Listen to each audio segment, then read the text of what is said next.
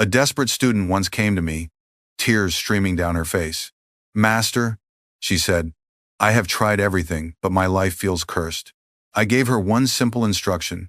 Say these words backward before sleep for 7 nights. 3 weeks later, she returned glowing with joy. "My entire world has changed," she whispered. "Today, I share this same secret with you. My dear friend, I know why you're here. You've been searching, haven't you? You've read the books, tried the meditation apps, repeated countless affirmations. Maybe you've sat in church pews hoping for a sign, or wandered through crystal shops looking for that magical stone that would finally unlock your happiness. You've watched endless videos promising transformation, downloaded apps that were supposed to change your life, and maybe even spent thousands of dollars on courses and seminars that left you feeling more confused than when you started. Yet something deep inside still feels stuck, like you're living behind invisible walls that keep you from the life your heart truly desires. You go to bed each night with the same worries spinning in your mind like a broken record. Am I good enough? Will I ever find love? Can I really achieve my dreams? Why does life feel so hard when everyone else seems to have it figured out? You wake up with the same limitations pressing down on your chest, and you wonder if real transformation is even possible for someone like you. I see you there, my beloved friend, feeling like you're the only one who struggles this way. Let me tell you with all the tenderness in my heart, you are not alone. In my 40 years of teaching, I have met thousands of beautiful souls who felt exactly as you do right now. The successful lawyer who had everything but felt empty inside. The loving mother who gave everything to her family but lost herself in the process. The young artist whose dreams seemed impossible in a world that demanded practicality. The elderly gentleman who looked back on his life with nothing but regret. All of them came to me with the same question echoing in their hearts. Is there something wrong with me? Why can't I seem to change? Let me tell you something with all the love in my heart. It is not your fault that previous methods haven't worked. You are not broken. You are not cursed. You are not too old, too damaged, or too far gone. You see, most teachings work with the conscious mind, but the real change happens in the subconscious mind while you sleep. And there's something I learned during my deepest communion with the divine that changes everything. Your conscious mind, the part that's listening to me right now, makes up only about 10% of your mental activity. The other 90% is your subconscious mind, working constantly beneath your awareness, running programs that were installed when you were very young. These programs determine how you see yourself, what you believe is possible for your life, and how you respond to every situation you encounter. Most self-help methods try to override these deep programs with willpower and positive thinking. It's like trying to change the course of a mighty river with a small paddle. You might create some ripples on the surface, but the deeper current continues flowing in the same direction. But what if I told you there's a way to work with that deeper current instead of against it? What if there was a method so simple that a child could do it, yet so profound that it could transform lifetimes of limitation in just 7 nights? For 40 years, I have guided thousands of souls to their highest potential. I have seen the skeptical businessman become a beacon of joy, the anxious mother find unshakable peace, and the broken-hearted discover love beyond their wildest dreams. I have watched addicts break free from decades of bondage, artists find the courage to share their gifts with the world, and people who felt worthless discover they are treasures beyond measure. What I'm about to share with you is not positive thinking or wishful hoping. This is not another temporary motivation that will fade when life gets difficult. This is a precise technique that works with the natural rhythms of your consciousness to create genuine, lasting transformation from the inside out. You see, my beloved friend, every night when you lay your head on your pillow, something magical happens. Your conscious mind, with all its worries and resistance, begins to quiet down. Your brain waves slow from the busy beta state to the receptive alpha and theta states. In these moments, your subconscious mind becomes incredibly open, like fertile soil waiting for seeds. But here's what most people don't realize. During these precious moments of transition, you're already programming your subconscious mind. The last thoughts you think, the final emotions you feel, the words you speak to yourself as you drift off to sleep, these become the seeds that grow in your unconscious throughout the night. Most people plant the wrong seeds without even knowing it. They replay their worries, their fears, their limitations. I hope I don't mess up tomorrow. What if something bad happens? I'm so tired of struggling. I'll never have enough money. Nobody really loves me. Night after night, they water the very problems they want to escape. Imagine if every night for years you planted seeds of fear, doubt, and limitation in the garden of your mind. Is it any wonder that your life is full of the fruits of those seeds? But what if, starting tonight, you could plant entirely different seeds? Seeds of love, guidance, abundance, and limitless possibility? This is where the ancient wisdom I'm about to share becomes so profound. What if I told you there's one sacred phrase that, when spoken backward for just 7 nights, can reprogram decades of limitation? This isn't some new age invention or modern psychology trick. This is ancient wisdom that the great masters knew but rarely shared openly because it was too precious to give to those who weren't ready to receive it. Let me tell you the story of how I discovered this profound truth. It was many years ago, and I was deep in meditation in our ashram, seeking guidance for a student who had lost all hope. Her name was Sarah, and she had come to me after attempting to take her own life. "Master," she had whispered, "I've tried everything. Prayer, therapy, medication, meditation. Nothing works. I think God has forgotten about me." As I sat in the silence, communing with the Divine Mother, my heart breaking for this beautiful soul who couldn't see her own light, suddenly the most beautiful revelation came to me. It wasn't a voice in the way we normally think of hearing, but more like a download of pure knowing that flooded my consciousness. The message was clear as crystal. Teach them to speak their truth backward, for in reversal lies the power to undo what has been wrongly written. At first, I must admit, I didn't understand. My logical mind wanted to dismiss it as imagination. But as I sat with this guidance, contemplating its deeper meaning, the wisdom became crystal clear. You see, when we speak words forward, they follow the same neural pathways that our limiting beliefs have carved in our consciousness over many years. These pathways are like deep grooves in a record, playing the same songs of limitation over and over again. But when we speak sacred words backward, something extraordinary happens. We access different parts of consciousness, parts that aren't bound by our old programming. It's like finding a secret doorway in a house you thought you knew completely. Suddenly, you discover rooms you never knew existed, filled with treasures you never imagined you possessed. The backward speech bypasses the critical faculty of your rational mind, that part of you that immediately says, "That's impossible," or "People like me don't deserve good things." Instead, it plants seeds directly in the fertile soil of your subconscious, where they can grow without interference from your old limiting beliefs. I immediately thought of James, a successful businessman who had come to me months before. From the outside, James had everything the world said should make him happy: a thriving company, a beautiful home, expensive cars, respect in his community. Yet when he sat across from me in my study, I could see the profound emptiness in his eyes. "Master," he had said, "I have everything I thought I wanted, but I feel like I'm living someone else's life. I go through the motions every day, but inside I feel dead. I've tried therapy, I've tried antidepressants, I've even tried extreme sports thinking maybe an adrenaline rush would wake me up. Nothing works. I feel like a stranger to myself." No matter what spiritual practice I had suggested, James couldn't shake the feeling that he was fundamentally flawed. That success meant nothing because he didn't deserve it anyway. His inner critic was so loud and so constant that it drowned out any attempt at positive change. So I called James and gave him the same instruction I'm about to give you. "Say these words backward before sleep for 7 nights, I told him. He was skeptical, of course. "Master," he said, "I've tried everything. Affirmations, visualization, hypnosis, you name it. How could something so simple possibly work where everything else has failed?" But desperation has a way of opening us to possibilities we might otherwise dismiss. Sometimes we have to reach the end of our rope before we're willing to try something that seems too simple to be true. 7 nights later, James called me, and I could hear the wonder in his voice even before he spoke. "Master, I don't understand what's happening," he said, "but I feel different. It's not like I've become a different person, but more like I've remembered who I really am. It's like someone turned on a light inside me that I didn't even know was there. For the first time in years, I actually want to get out of bed in the morning." Over the following weeks, James began making changes that seemed to come from a deep knowing rather than from should or have to energy. He started delegating more at work so he could spend time painting, something he had loved as a child but abandoned as impractical.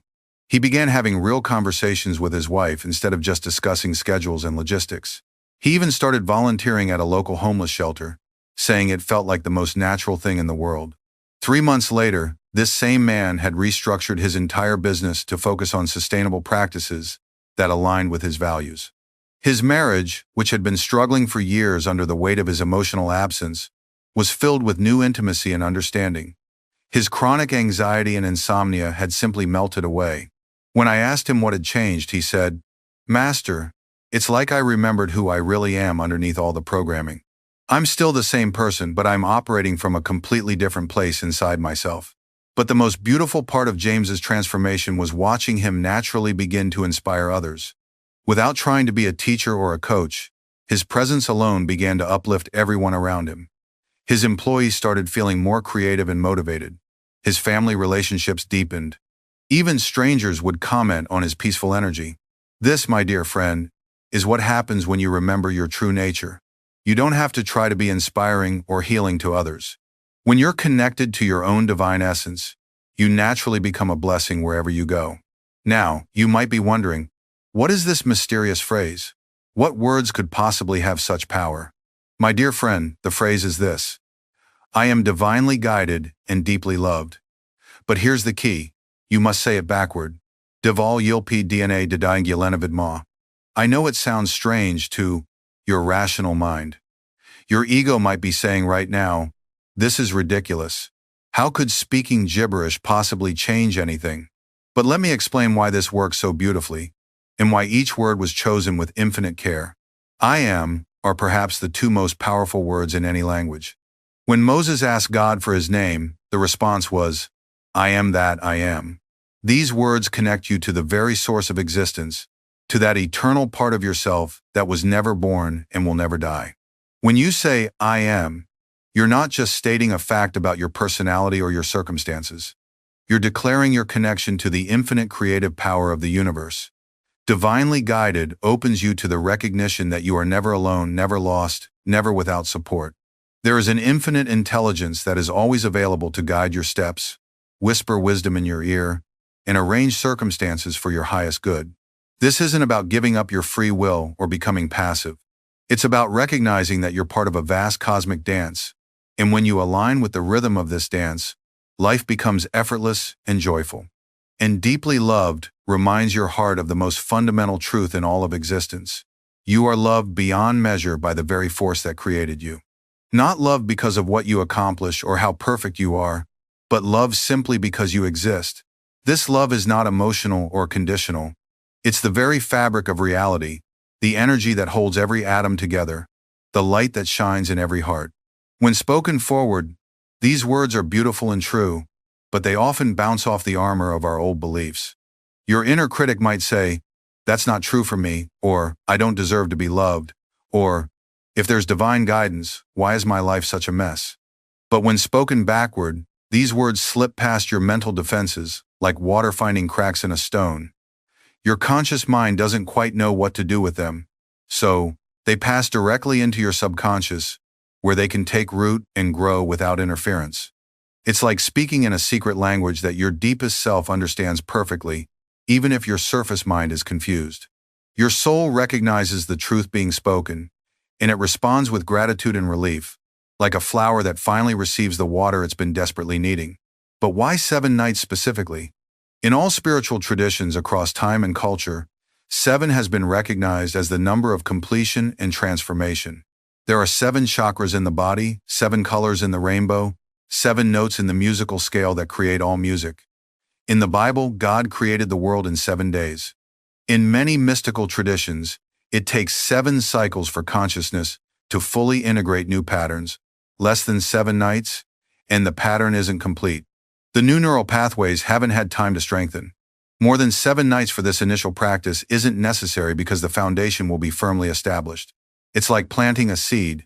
Once it's in good soil with proper conditions, you don't need to keep replanting it. You simply water it and trust the natural process of growth. Let me share what happened with Maria, a young mother who was overwhelmed with anxiety about her children's future. She had been so paralyzed by fear about everything that could go wrong that she could barely function. Every news story about violence or tragedy would send her into days of worry. She couldn't let her children play outside without imagining all the dangers. She lay awake at night creating catastrophic scenarios about their health, their education, their emotional well-being. Master, she told me through tears, I know my fear is hurting my children, but I can't stop it. What if something terrible happens and I didn't do enough to protect them? What if I'm failing them as a mother? I feel like I'm drowning in worry and I'm pulling them down with me. After I taught her this practice, Maria committed to the 7 nights despite her doubts. I'll try anything at this point, she said. My children deserve a mother who isn't constantly afraid. The first night, she said, nothing seemed to happen except that she felt slightly silly saying the strange words. The second night, she had the most peaceful sleep she'd experienced in years, without the usual nightmares about her children being hurt. By the 4th night, she began having beautiful dreams about her children laughing and thriving, growing into confident, capable adults who were making positive contributions to the world.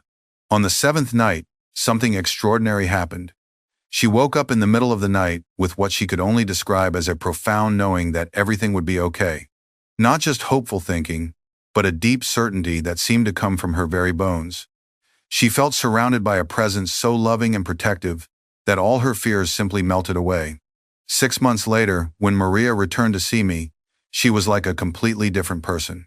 She had started her own successful business creating educational materials for children. Her relationship with her husband had transformed from a partnership bound by worry into a beautiful dance of mutual support and joy.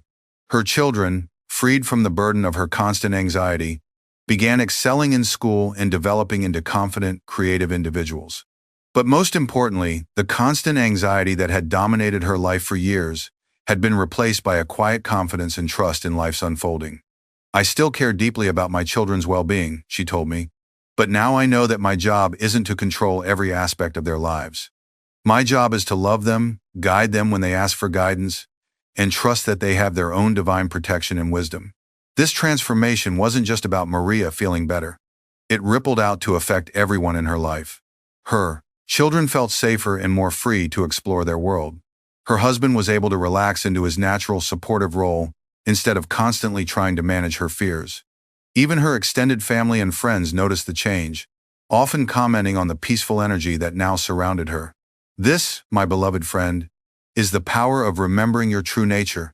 When you know that you are divinely guided and deeply loved, you stop trying to control everything from your limited human perspective and start allowing the infinite intelligence of life to work through you and around you.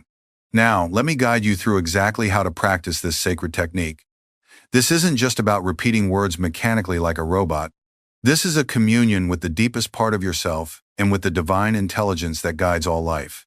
Every detail matters, not because the practice is complicated, but because your attention and intention are what give it power. Each evening, about 30 minutes before you plan to sleep, begin preparing your space and your consciousness. This is sacred time, as important as any prayer or meditation you might do. Dim the lights in your bedroom, perhaps light a candle or some incense if that appeals to you. The goal is to create an atmosphere that signals to your mind and body that something special is about to happen. Turn off all electronic devices if possible. The blue light from screens interferes with your natural sleep rhythms, but more importantly, the energy of constant connectivity keeps your mind in a state of external focus when you need to be turning inward. This is time for communion with your deepest self, not for checking social media or reading the news. Sit on the edge of your bed in a comfortable position. You don't need to sit in a perfect meditation posture, but you do want to be upright and alert. Place your feet flat on the floor and your hands resting gently on your thighs. Close your eyes and take 3 deep, slow breaths, allowing your body to relax completely with each exhale. Feel the weight of the day's activities and concerns beginning to lift from your shoulders. With each breath, you're moving from the busy world of doing into the sacred space of being. There's nowhere you need to go, nothing you need to accomplish. This is time to simply be present with yourself and with the love that surrounds you always. Now, place your hands over your heart and feel the steady rhythm of your heartbeat. This is the drum of life beating within you, the same rhythm that beats in every living thing. Your heart has been faithfully serving you since before you were born, never taking a break, never asking for recognition. Take a moment to appreciate this miracle of your physical existence. With each breath, feel yourself settling deeper into peace. If thoughts about tomorrow's tasks or yesterday's regrets arise, simply acknowledge them gently and let them pass like clouds in the sky. You're not trying to stop thinking completely, just creating a space of inner quiet where your deepest self can emerge. When you feel centered and calm, you're ready to begin the actual practice. Remember, you're not just reciting words. You're making a declaration to the universe, claiming your birthright as a beloved child of the divine. Say the phrase backwards slowly and with great feeling.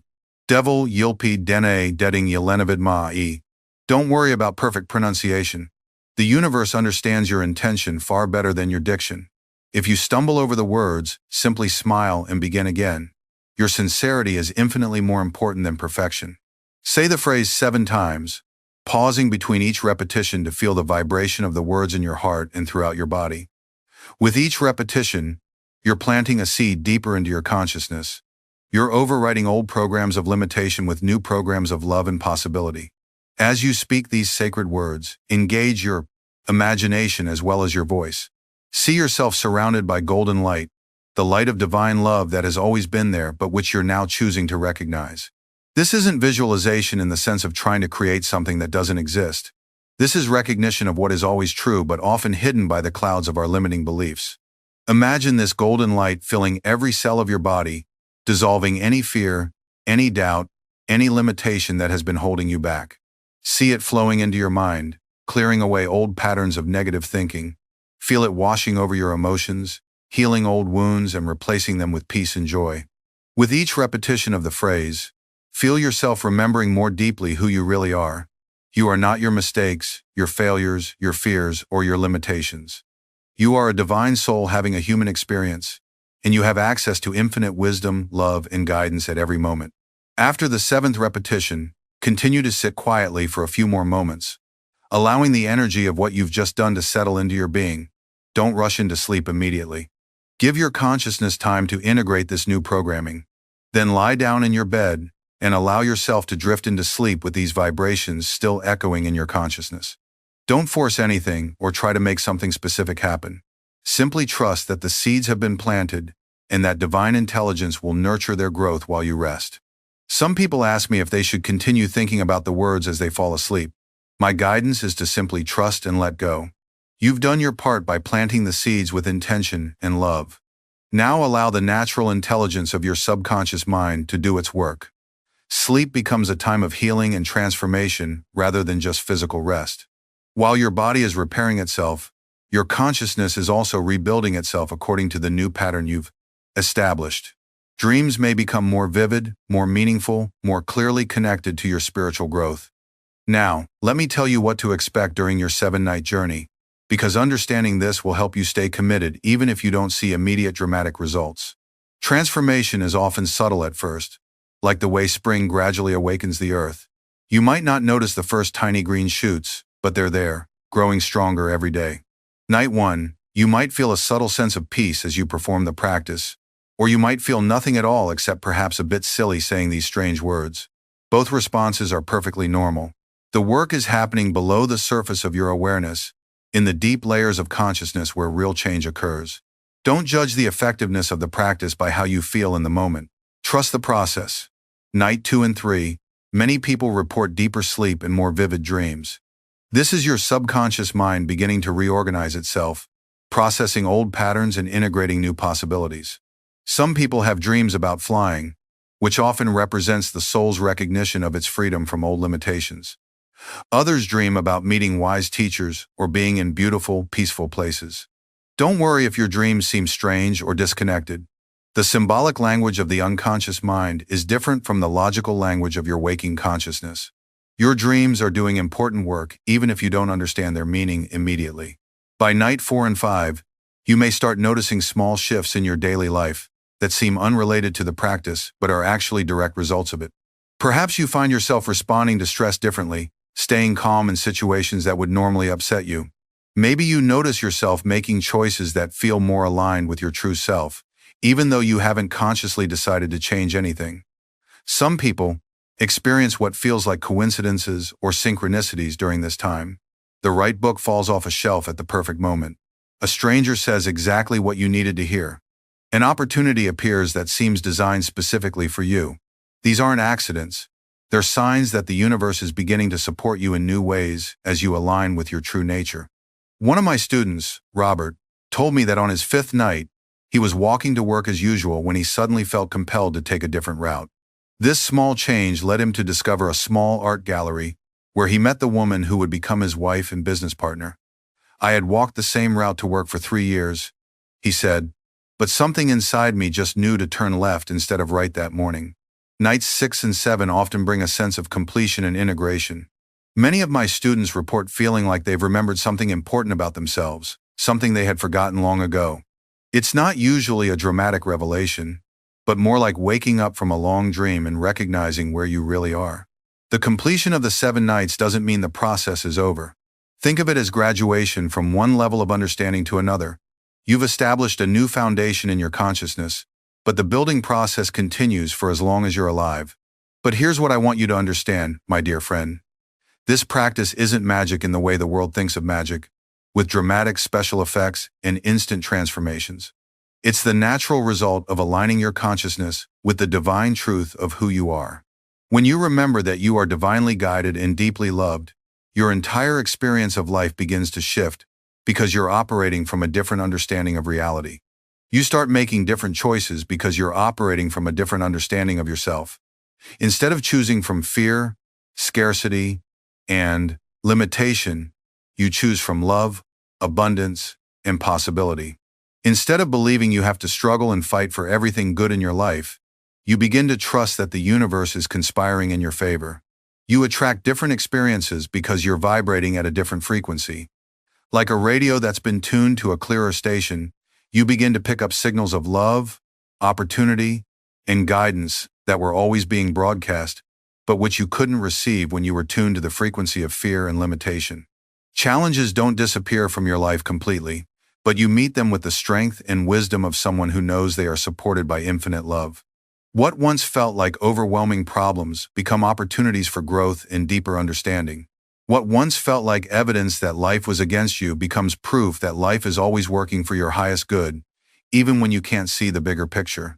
I remember another student, Patricia, who came to me after losing her job, her savings, and her home all within the same year. "Master," she said, "I've been a good person. I've helped others, I've worked hard, I've tried to live right. Why is everything falling apart? How could God let this happen to me?"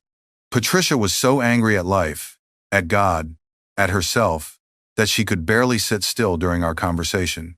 But underneath the anger, I could feel her profound heartbreak and confusion. She felt betrayed by the universe itself. I taught her the practice, though she was skeptical that anything so simple could help when everything else had failed. "What do I have to lose?" she said bitterly. "My life is already destroyed." During her 7 nights, Patricia experienced what she later described as a complete shift in perspective. She began to see her losses not as punishment or evidence of failure, but as clearing away everything that wasn't truly aligned with her soul's purpose. She realized she had been living a life that looked successful from the outside but felt empty and meaningless to her. Within 6 months, Patricia had started a nonprofit organization helping other people navigate financial crisis. She found deep fulfillment in this work that she had never experienced in her corporate career. She also met and married a man who shared her passion for service, and together they created a life filled with purpose and joy. "I wouldn't change anything that happened," she told me years later. "What felt like my life falling apart was actually my life falling into place. I just couldn't see it at the time because I was so attached to my old idea of what success should look like." This is the profound shift that happens when you truly understand that you are divinely guided and deeply loved. You begin to trust the process of your life, even when you can't understand it from your limited human perspective. Some of you might be thinking, "But Master, what if I don't believe in the divine? What if I'm not religious? What if I'm an atheist or agnostic?" Let me tell you something with great tenderness. You don't have to believe in anything for this to work. You don't have to change your religious views or adopt any particular spiritual philosophy. The divine I'm speaking of isn't a religious concept that requires faith or belief. It's simply the intelligence that beats your heart without you having to think about it, grows your hair, heals your cuts, and coordinates the trillions of cells in your body to work together in perfect harmony. It's the force that turns a tiny seed into a mighty oak tree, that guides migrating birds across thousands of miles, that keeps the planets in their orbits. Whether you call this intelligence God, the universe, source, nature, or simply the wisdom of life itself, doesn't matter at all. What matters is that you open yourself to the possibility that there's a loving intelligence that wants to guide and support you, not because you're special or chosen, but because guidance and support are simply the nature of this intelligence. Even if you consider yourself completely materialistic, you can approach this practice as a form of psychological self-programming. Modern neuroscience has proven that our brains are constantly rewiring themselves based on our thoughts and experiences. By consciously choosing to program positive, empowering thoughts into your subconscious mind, you're simply using this natural plasticity to create the life you want. I have seen this practice transform atheists and believers alike, because truth doesn't depend on our beliefs about it. It's simply island. And the truth is that you are far more loved and supported than you've been taught to believe, regardless of what you call the source of that love and support. Let me address some practical concerns that often arise when people begin this practice. Some of you might worry, what if I miss a night?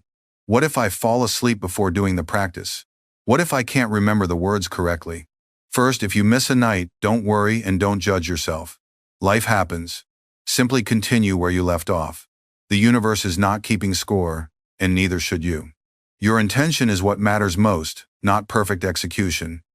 If you fall asleep before doing the practice, try moving it earlier in your bedtime routine. Perhaps do it right after you brush your teeth or as soon as you get into bed. Find a time that works reliably for your schedule and lifestyle.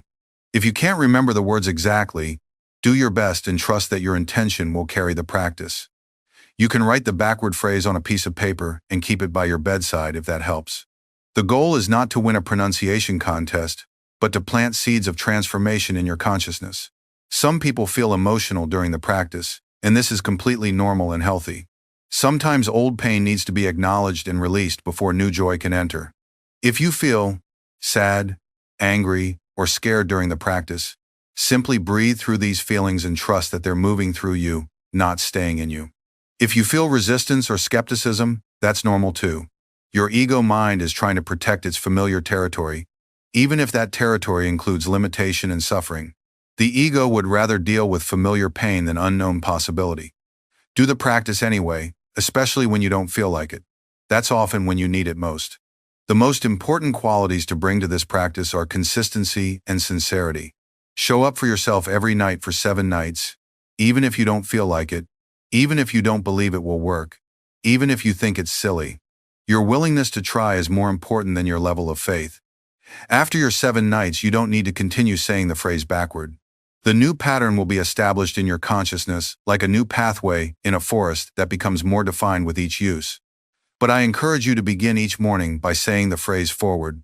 I am divinely guided and deeply loved. Let this become your morning reminder of the truth you've planted in your consciousness during your 7-night journey. Say it when you first open your eyes, before you check your phone or start thinking about your to-do list. Let it set the tone for your entire day. You might also want to return to the backward practice periodically, perhaps once a month or whenever you feel like you need to reinforce this foundation in your consciousness. Think of it as tuning an instrument.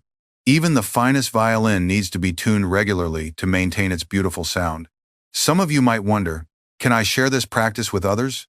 My dear friend, truth is meant to be shared, but wisdom must be given only to those who are ready to receive it. You'll know someone is ready when they ask for help with genuine humility and openness. If someone is truly seeking, if they're in genuine pain and open to change, then yes, you can share this gift. But don't try to convince anyone who isn't ready. Don't try to force this practice on family members who haven't asked for it. Respect their journey and trust that when they're ready, the right teacher or teaching will appear for them. Sometimes the most loving thing you can do is simply live your own transformation and allow others to be inspired by your example. I want to address something else that often arises. Some people experience rapid, dramatic changes after their 7 nights, and they wonder if these changes will last. Others experience subtle shifts that continue to unfold over weeks and months. Both patterns are perfect and natural. For some people, transformation happens like a lightning bolt, sudden and unmistakable. For others, it's like the gradual melting of snow in spring, slow but inevitable. Trust your unique timeline and remember that lasting change often happens gradually, like the way a plant grows or a child matures. The key to maintaining your transformation is to remember that this practice has simply reminded you of who you've always been. You haven't become someone new or acquired something you didn't already possess. You've simply returned to your true self, the self that existed before you learned to believe in limitation and separation. The divine guidance and deep love you've remembered were never absent from your life. You had simply forgotten how to recognize them. It's like cleaning a dirty window. The light was always shining on the other side, but you couldn't see it clearly until you removed the accumulated grime of old beliefs and fears. This is why the changes you experience through this practice tend to be lasting. You're not trying to become someone you're not or maintain a state that's foreign to your nature. You're simply remembering and expressing who you really are beneath all the conditioning and programming. Let me share one more story that will touch your heart and illustrate the lasting power of this transformation. An elderly woman named Dorothy came to me after losing her husband of 50 years. She felt lost, purposeless, convinced that her life was over and that she was just waiting to die. Through her tears, she told me, "Master, Harold was my whole world. I don't know who I am without him. We did everything together for 5 decades. I feel like half of me died with him, and the half that's left doesn't know how to live alone." Dorothy had been married so young that she had never really developed an independent sense of self. Her identity was completely wrapped up in being Harold's wife, and without that role, she felt like she didn't exist. She was experiencing what psychologists call complicated grief, where the normal mourning process becomes stuck and the person can't move forward. I taught her this practice with gentle care, knowing that for someone in such deep pain, even the simplest suggestions can feel overwhelming. Dorothy committed to the 7 nights, she told me later, not because she believed it would help, but because she didn't know what else to do with herself in the long, lonely evenings. Something beautiful and unexpected happened during her practice.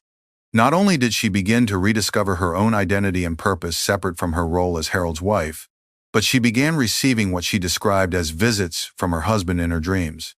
Not frightening visitations or wishful fantasies, but loving communications where he would guide her, encourage her, and remind her of her own strength and wisdom. "It's the strangest thing, Master," she told me after her 7 nights. "In these dreams, Harold isn't sad or worried about me.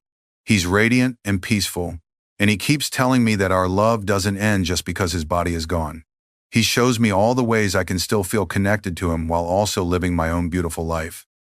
Dorothy went on to discover talents and interests she never knew she had. She started a support group for widows that grew into a thriving community organization. She learned to paint, something she had always wanted to do but never had time for during her busy married life. She began traveling to places she and Harold had dreamed of visiting together, carrying his memory with her but no longer feeling like she was only half a person. Most remarkably, Dorothy developed what she called a direct line to divine guidance. "I realize now that all those years when I thought Harold was my source of wisdom and strength, the real source was flowing through him to me," she told me. "Now I can access that same source directly. Harold was like a beautiful vessel for divine love, and now I've learned to drink from the well itself." 3 years later, Dorothy met Walter, another widower in her support group, and they fell deeply in love. Some people worried that she was betraying Harold's memory, but Dorothy knew better. "Harold visits me in dreams sometimes and tells me how happy he is that I found love again," she said with a radiant smile. "He says that love multiplies when it's shared, it never diminishes." Dorothy often tells people who are struggling with loss, "I thought my life ended when Harold died, but actually, my real life began when I remembered I was never alone. The love we shared was just a reflection of the infinite love that surrounds us always.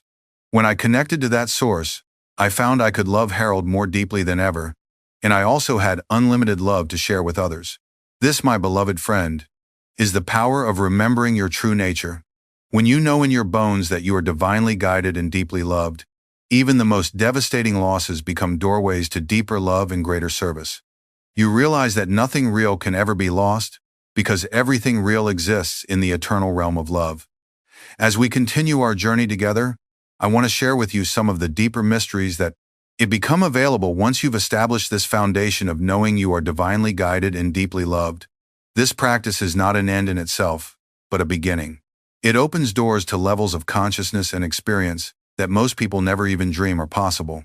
When you consistently align your consciousness with divine love and guidance, you begin to develop what the ancient texts call spiritual gifts or siddhis.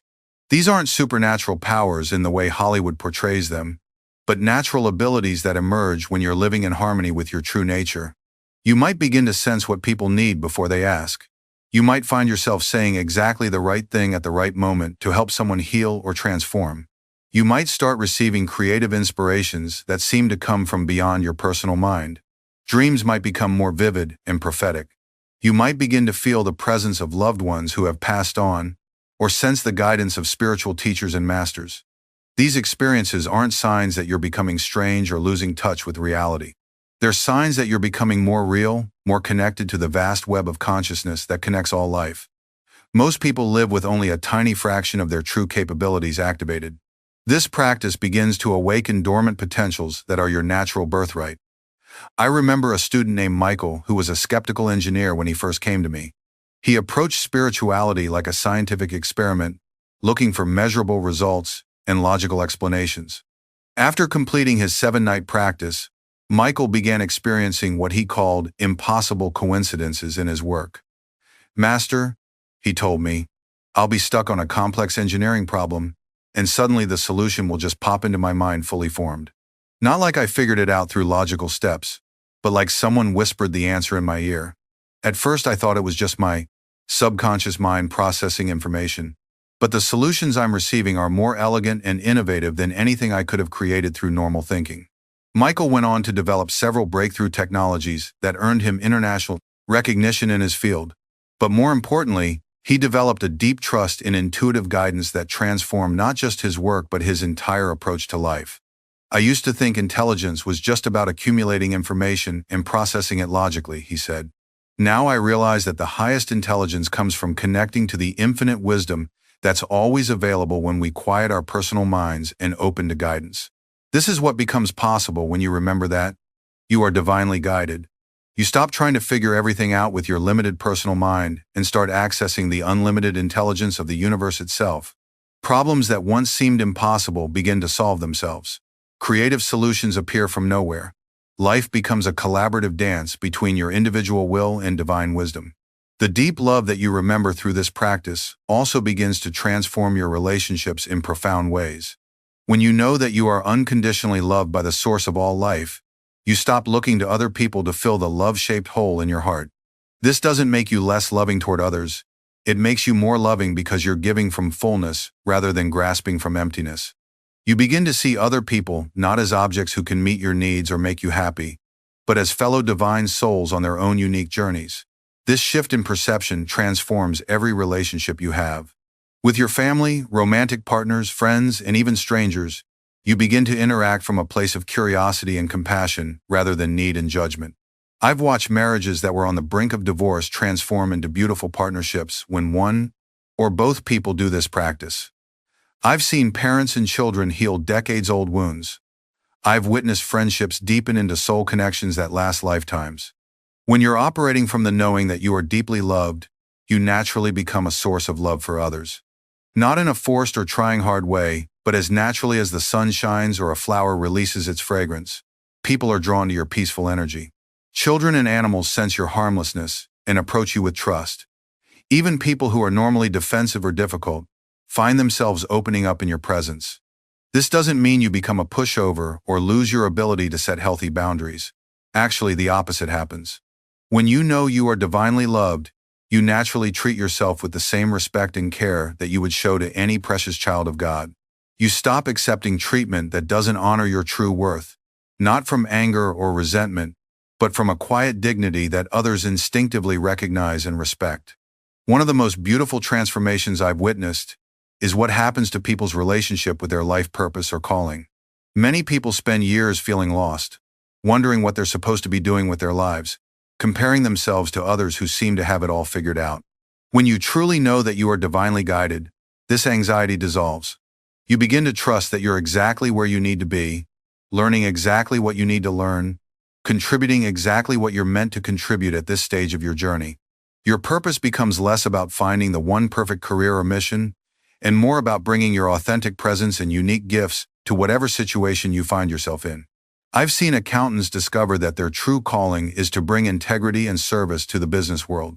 I've seen stay-at-home mothers realize that their purpose is to raise conscious children who will help heal the world. I've seen janitors understand that their work is really about creating clean, beautiful spaces where people can feel peaceful and focused. Your purpose isn't necessarily something grand or dramatic that will make you famous or wealthy, though it might be. Your purpose is simply to be yourself so completely and authentically that your very presence becomes a blessing to everyone whose life you touch. When you know you are divinely guided and deeply loved, you stop trying to be someone else or live up to external expectations, and you start trusting the unique way that divine love wants to express itself through your particular personality, talents, and life circumstances. This brings me to something very important I want you to understand about the nature of divine guidance. Many people have the mistaken idea that divine guidance means you'll never face challenges, or that life will become easy in the conventional sense.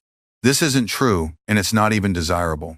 Divine guidance often leads you toward experiences that will help you grow, and growth sometimes involves challenges that stretch you beyond your comfort zone. The difference is that when you know you're divinely guided, you approach these challenges as opportunities for expansion rather than as evidence that something is wrong. You begin to see difficulties as the universe's way of strengthening you, like a loving parent who gradually gives a child more challenging tasks as they grow stronger and more capable. You develop what I call spiritual courage, the ability to walk through fear because you know you're never walking alone. I remember a student named Rebecca who had always played it safe in life, avoiding risks and staying in situations that felt secure even when they were suffocating her creativity and joy. After her 7-night practice, she began receiving strong inner guidance to leave her corporate job and start her own art therapy practice. "Master," she told me, "every logical part of my mind is screaming that this is crazy. I have a steady salary, good benefits, security, but something inside me knows with absolute certainty that this is the right path, even though I can't see how it will all work out." Rebecca followed her guidance despite her fears, and the transition was indeed challenging. There were months when she wasn't sure how she would pay her bills. There were times when she wondered if she had made a terrible mistake. But throughout the uncertainty, she maintained a deep knowing that she was exactly where she was supposed to be. Within 2 years, Rebecca had built a thriving practice that not only supported her financially but brought her tremendous joy and fulfillment. More importantly, her work was healing people in ways that her corporate job never could have. She had found her true calling by learning to trust divine guidance even when it didn't make logical sense. "I realize now that the security I thought I had in my corporate job was an illusion," she told me. "Real security comes from knowing that when you're aligned with your purpose, the universe will always provide what you need, though not always in the way you expect. This is the kind of faith that develops when you know you are divinely guided and deeply loved. Not blind faith that ignores practical concerns, but intelligent faith based on direct experience of how life supports you when you're living authentically." As we near the end of our time together, I want to speak to those of you who might be feeling overwhelmed by everything I've shared. Perhaps you're thinking, "This all sounds beautiful, Master, but my life is such a mess right now. I have so many problems, so much pain, so many mistakes I've made. How could something as simple as saying a few words backward possibly help someone like me?" My dear friend, it is exactly because your life feels messy and overwhelming that this practice can be so powerful for you. The people who benefit most from this teaching are not those who already have everything figured out. They are the ones who have tried everything else and are ready to surrender their need to control and fix everything through their own limited efforts. Your problems, your pain, your mistakes are not obstacles to this practice. They are the very reasons why you need it. Every challenge you face has been preparing you for this moment of remembering who you really are. Every difficulty has been strengthening your desire for something real, something that won't let you down or disappoint you. The divine love I'm speaking of doesn't love you despite your imperfections. It loves you completely, including your imperfections, because it knows that every experience you've had, even the painful ones, has been part of your soul's journey toward awakening. You don't have to clean up your life before you can access divine guidance and love. You don't have to become worthy or earn your place in the cosmic order. You are already worthy simply because you exist. The guidance and love are already there, waiting for you to recognize them. This practice is like turning on a light switch in a room that was already filled with beautiful furniture and artwork. The beauty was always there, you just couldn't see it in the darkness. Your life is already filled with love, guidance, purpose, and possibility. This practice simply helps you see what was always true. I want to share one final story that illustrates the profound simplicity and power of this truth. Many years ago, a man came to me who had spent most of his adult life in and out of prison. He had struggled with addiction, violence, and despair for decades. Every program he tried, every attempt at rehabilitation, had failed. "Master," he said with tears in his eyes, I am the worst person I know. I have hurt so many people, including myself. I have wasted my life and caused nothing but pain. How could God or anyone else possibly love someone like me? I think I'm beyond help. I looked at this broken man and saw not his history of mistakes, but his current sincere desire to change. I saw not his past actions, but his inherent divine nature that had never been damaged despite all he had been through. I taught him the practice, and something miraculous happened over the course of his 7 nights. He didn't just experience a change in his circumstances, he experienced a complete transformation in his understanding of himself. He realized that his true self had never been the addict, the criminal, or the violent person. Those were roles he had played, masks he had worn, but they were never who he really was. Master, he told me after completing the practice, I understand now that I was never broken. I was just lost, and now I'm found. All those years, I was looking for love in all the wrong places because I didn't know it was already inside me. This man, whose name was David, went on to become one of the most effective counselors I've ever known. He dedicated his life to helping other people in similar situations remember their own divine nature. His past experiences, which he had seen as evidence of his worthlessness, became his greatest qualifications for helping others heal. I thank God for every mistake I made, he told me years later, because each one taught me something I needed to know to help others. My pain became my purpose, and my shame became my strength. David's transformation wasn't unique or miraculous in the supernatural sense. It was the natural result of remembering the truth about his divine nature. This same transformation is available to every person who is willing to release their old story about who they are and remember who they really are. No matter what you've done, no matter what's been done to you, no matter how lost or broken or hopeless you might feel, this truth remains constant. You are divinely guided and deeply loved. This isn't a reward you have to earn or a state you have to achieve. This is your fundamental nature, as unchangeable as the fact that water is wet or fire is warm. The practice I've shared with you tonight is simply a doorway back to this truth. It's not the only doorway, and it's not necessarily the right doorway for everyone, but for those who are drawn to it, it can be a profound catalyst for remembering who you really are. As you prepare to begin your 7-night journey, I want to leave you with this understanding. You are embarking on the most important adventure possible, the journey home to yourself. Not to some improved version of yourself, but to the self that has always been perfect, whole, and complete underneath all the layers of forgetting.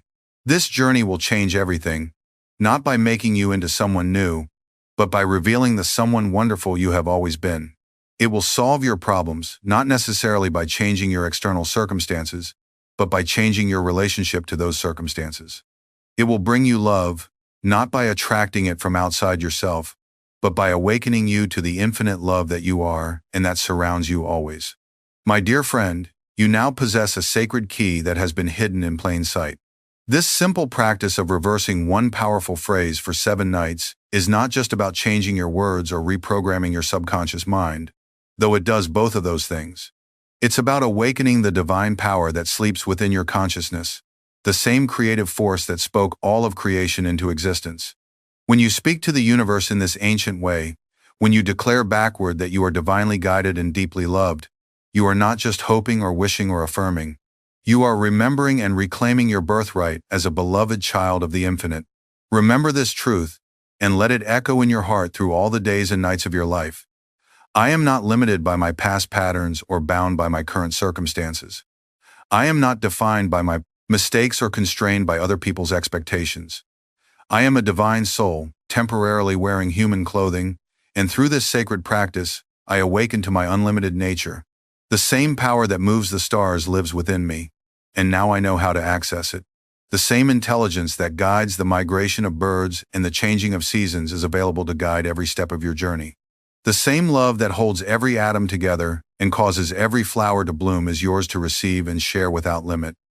This is not poetry or philosophy, my dear friend.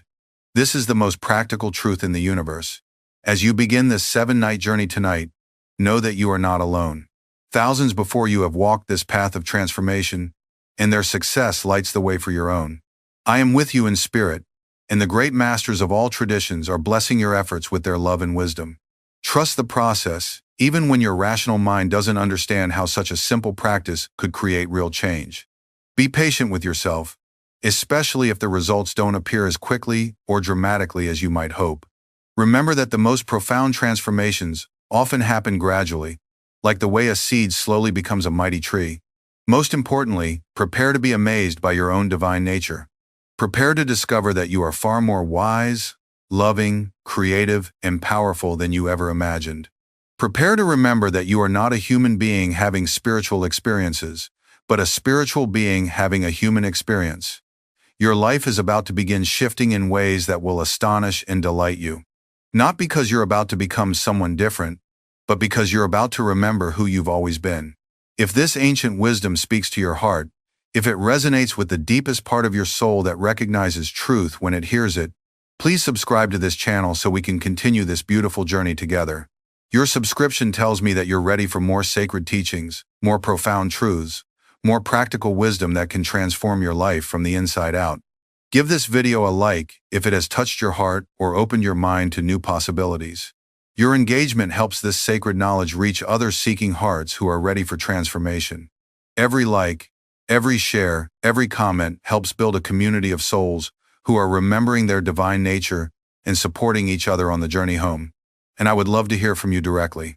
After your 7 nights, after you've experienced the shifts and changes that come from this practice, please share your experience in the comments below. Don't worry about whether your transformation seems big or small, dramatic or subtle. Every genuine sharing is precious and valuable. Your story of awakening might be exactly what another soul needs to hear to give them the courage to begin their own journey. Your experience of remembering that you are divinely guided and deeply loved might be the catalyst that helps someone else step out of fear and into faith. We are all connected in this great web of consciousness, and when one person awakens to their true nature, it creates ripples that touch countless other lives. Your transformation is not just for you, it's a gift to the entire world. Until we meet again in the light of divine love, may you walk in beauty, my dear friend. May you remember your magnificence with every breath you take. May you feel the infinite love that surrounds you in every moment. May you recognize the divine guidance that is always available to show you the way forward. May your 7 nights of sacred practice be filled with peace, wonder, and profound transformation. May you awaken each morning feeling more deeply connected to your true self and to the love that moves all things. May your life become a living prayer, a walking meditation, a continuous celebration of the divine love that you are. Go now in peace, knowing that you are beloved beyond measure and guided with infinite wisdom. The universe is waiting to support your every step toward joy, fulfillment, and service to all life.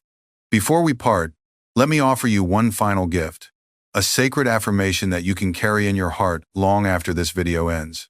Whenever you feel lost or afraid, whenever you doubt your worth or question your path, remember these words and let them restore you to the truth of who you are. Place your hand on your heart right now and repeat after me with all the love and conviction you can muster. I am a beloved child of the infinite. Divine love flows through me with every breath I take. Sacred guidance whispers to me in every moment of stillness. I am never alone, never forgotten, never without support. The same power that creates galaxies lives within my heart.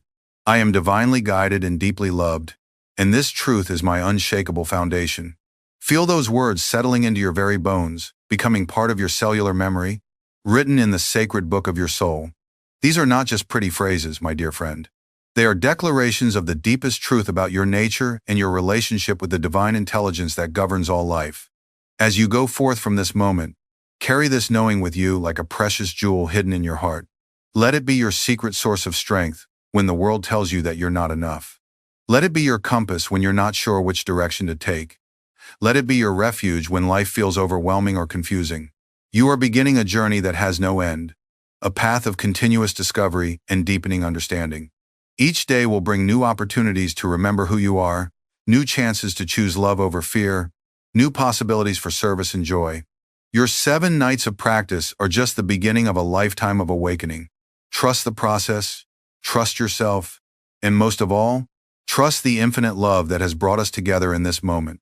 Nothing happens by accident in this universe of perfect intelligence. You were meant to hear these words, meant to receive this teaching, meant to remember this truth about yourself. Your transformation will be a gift not only to yourself but to everyone whose life you touch. When you walk in the world remembering that you are divinely guided and deeply loved, you become a living reminder to others of their own divine nature. You become a light in the darkness, a hope for the hopeless, a proof that transformation is always possible. The world needs your light, dear friend. It needs your unique way of expressing divine love. It needs the gifts that only you can give, the perspective that only you can offer, the healing that can only come through your particular combination of experiences and wisdom. Go forward now with confidence, knowing that you are perfectly prepared for this journey. You have everything you need within you. The same consciousness that spoke these words through me is the consciousness that lives in you, and it will guide you every step of the way. May your 7 nights be blessed with deep peace and profound transformation. May you awaken on the 8th morning as someone who finally remembers the magnificent truth of who they have always been. May your life become a song of joy, a dance of love, a celebration of the divine mystery that you are. Thank you for sharing this sacred time with me. Thank you for your openness, your willingness to try something new, your courage to believe that change is possible. Thank you for being exactly who you are, because who you are is absolutely perfect for your unique role in the grand symphony of existence. Until we meet again, whether in another video, another lifetime, or in the eternal realm of pure love, where all souls are one, I hold you in my heart with infinite tenderness and boundless faith in your transformation. Remember always, you are divinely guided and deeply loved. This is not just my teaching to you. This is the universe's eternal message to your soul.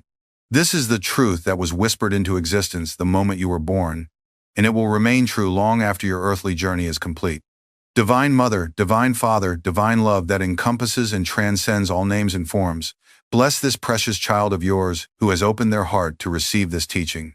Surround them with your protection, fill them with your peace, and guide their every step on the path of remembering. May they know in every cell of their being that they are held, cherished, and guided by your infinite love. May all beings everywhere awaken to their divine nature. May all hearts open to the love that is their birthright. May all souls remember that they are one with the source of all creation. Om Shanti Shanti Shanti. Peace in the body, peace in the mind, peace in the spirit, peace to all beings, peace to all creation, peace everlasting and infinite. And so it is, and so it shall always be. Amen. My beloved, have you ever woken from a dream that felt more real than anything you've lived while awake? A world where every step felt purposeful, every color shimmered with divine clarity, every word spoken resonated with unearthly truth? Perhaps in that dream you lived in freedom. Perhaps you moved with grace, surrounded by love, untainted by fear, immersed in a purpose too radiant to describe. And then you awoke, and the colors dulled, the clarity faded, the truth slipped from your fingers like mist. A quiet ache took root in your chest, and in the silence of your own heart, you whispered, "Why does the dream feel more like me than the life I live?" This question is not madness. It is sacred. It is not delusion. It is memory. The ache you feel is not depression. It is your soul remembering a blueprint too holy to be carried by the ordinary mind. That dream was not fantasy. It was a message not from your subconscious, but from your superconscious. It was your eternal self sending you a glimpse of the life you were always meant to live, if only you would realign with your divine design. When the body sleeps, the soul is no longer confined by the demands of flesh, the tugs of habit, or the noise of external life. In that deep inward silence, the true self floats upward, sometimes only a little, sometimes all the way into the higher astral spheres. And there it sees, it remembers, it communes, it walks unhindered in the garden of its divine possibility. These are not dreams as the world knows them. They are not mental projections. They are soul visitations, echoes of a greater reality trying to pierce the fog of forgetfulness. You have seen this dream because your soul is ready. God sends visions not to tease you, but to awaken you. And though the world will say, "It was only a dream," your soul replies, "No, it was a remembrance." You are not imagining the life you saw. You are remembering the life you came here to live. But the tragedy is this. Most forget. Most wake up, sigh, and return to the gravitational pull of habit.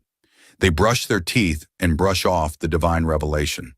They scroll their phones and scroll past the map to their soul's freedom. And so the dream fades, not because it wasn't real, but because it wasn't remembered. But you, my beloved, are here now, and you are ready to remember what your soul has already seen. Before we begin the sacred practices, I ask you now to become still, to take one breath, not shallow and weary, but sacred and deep. Inhale through the nose. Exhale slowly through the mouth. Feel your spine as the living altar of God's presence. And now say softly with heart and reverence, "What I saw in sleep is not gone. It is waiting. What I felt in that dream is the truth of who I am. What I remember I can realign with." This is the sacred summons. You are not here to fantasize about your destiny. You are here to reclaim it. Beloved soul, now that you have heard the sacred call, let us step into the divine science behind your vision. The dreams you remember, those that linger like incense after a temple fire, are not random flickers of a tired brain. No, they are radiant blueprints flowing from the astral world, where all things are first formed. The body you inhabit, the life you now live, the conditions that surround you, each of these arose from the subtle patterns of energy that your soul has long carried within. This is the first great law. All matter is governed by vibration, and all vibration begins in the invisible. When you sleep, the senses withdraw. The ego relaxes its grip, and the soul, unburdened by form, returns to the astral field, the world of light, of thought, of true energy. There it remembers its origin. There it glimpses the divine rhythm it was designed to follow. And if the channel is open enough, if the stillness has been practiced deeply enough, a fragment of that astral truth is brought back to the conscious mind as dream. Not all dreams carry this purity. Many are reflections of worry, of digestion, of mental residue. But the ones that stir your soul, the ones that leave you weeping with longing or still with awe, those are not dreams. They are visions of your dormant destiny. In the teachings I have given, I spoke often of the astral world, not as some far-off heaven, but as the original mold of all that appears in the material plane. Every thought you carry, every desire you nurture, every intention you affirm in silence, it first appears in the astral ether. And if it is repeated with faith and saturated with feeling, it descends into form. This is not New Age fantasy. This is divine law. In the language of yoga, we say, energy precedes form, vibration precedes visibility. And so the life you saw in your dreams, if it was divine in nature, already exists, not in some hypothetical future, but in the higher reality your soul already inhabits. This is the spiritual action I ask of you. Stop dismissing your visions. Stop labeling your soul's whispers as too much. When you see yourself walking with joy, teaching with light, or loving with unshakable peace, do not say, "That was just a dream." Say instead, "That is the soul's memory, trying to guide the body home." Now breathe with me, not for air, but for remembrance. Inhale, feel the soul rising. Exhale, feel the doubt falling away. Say now, "I trust what my soul has seen. What I saw in the astral, I can walk in the physical. My dream is not imagination, it is a message from God." Let us go deeper. There are two kinds of dreamers in this world. The first dreams while asleep and awakens to forget. The second dreams while asleep and awakens to realign. The first feels the ache and lets it fade. The second feels the ache and lets it guide. Which will you be? God has already shown you a glimpse of your higher life, and God does not waste energy. If you saw it, it was meant to be planted, not in fantasy, but in faithful action. But action alone is not enough. It must be aligned with divine law. And divine law teaches, what is repeated in energy becomes embedded in karma. What is saturated in devotion becomes visible through grace. So tonight, when you close your eyes, know this. The dream you long for is not a future to chase. It is a reality to return to. It already exists in God. It already exists in you. You need only match the vibration. Say this now, with full reverence. I believe what I saw. I become what I remember. I am not waiting to live it. I am aligning with it. My dream is my direction. My direction is now. The law of spiritual action begins not in doing, but in remembering. Remember your dream not as fiction, but as frequency. My beloved, the soul reveals itself when the world is asleep. And so each night is not merely a time for rest, it is a return to your inner temple, where God speaks without interruption. Most people collapse into sleep as if it were a mundane ending. But for the soul, sleep is not an ending. It is a beginning, a passageway into the astral realms where karma, memory, and destiny intertwine. If you wish to manifest the life you saw in your dreams, you must begin not with morning hustle, but with evening reverence. This is the discipline of the devotee, to treat sleep not casually, but as spiritual ceremony. Just as the yogi prepares the body before meditation, so too must you prepare the temple of your being before sleep. What you take into sleep, your thoughts, your breath, your last words, become the script your soul follows while the body rests. Sleep does not erase energy, it amplifies it.